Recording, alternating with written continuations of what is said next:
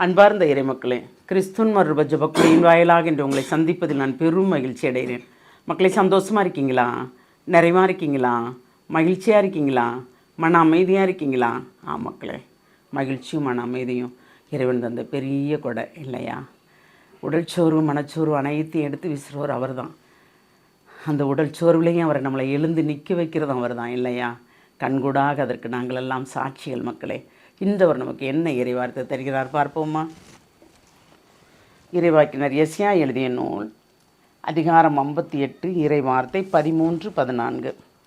ஓய்வு நாளின் முறைகள் நின்று விலகிச் செல்லாது, என் புனித நாளில் உன் விருப்பம் போல் செய்யாதிருந்து, ஓய்வு நாள் மகிழ்ச்சி நாள் என்றும் ஆண்டவரின் மேன்மை மிகு புனித நாள் எனும் சொல்லி அதற்கு மதிப்பு தந்து உன் சொந்த வழிகளில் செல்லவோ உன் சொந்த ஆதாயத்தை நாடவோ வெற்று பேச்சுகள் பேசவோ செய்யாதிருந்தால், அப்போது ஆண்டவருக்கு ஊழியம் புரியும் மகிழ்ச்சியை பெறுவாய். நானோ மண்ணிலகின் உயர்விடங்கள் உன்னை வலம் பெறச் செய்வேன். உன் மூதாதையாகிய யாக்கோப்பின் உரிமை சொத்தின் மூலம் உனக்கு உணவளிப்பேன். ஆண்டவரின் வாய் இதை உரைத்தது.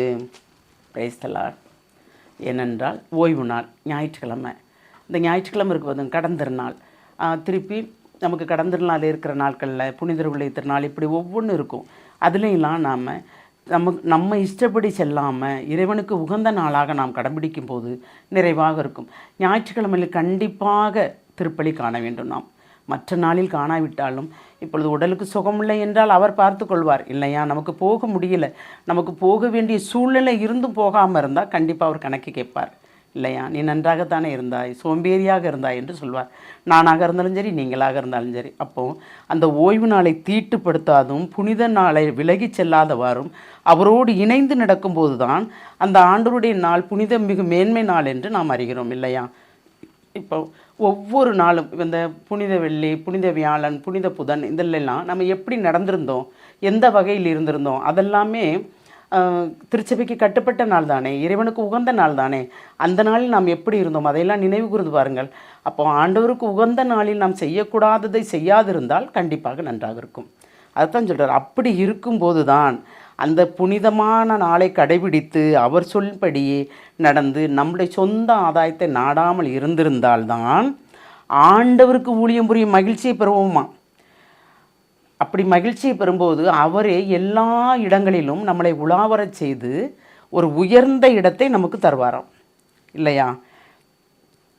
அதாவது உரிமை சொத்தின் மூலம் உனக்கு உணவளிப்பேன். ஆண்டவரின் வாய் இதை உரைத்தது. அப்போ உணவுக்கோ உடைக்கோ எதுக்குமே பஞ்சம் இல்லாதவாறு அவர் நம்மளை பாதுகாக்கிறேன்னு வாக்கு கொடுக்குறார். இப்போ இந்த வார்த்தையே போதுமே.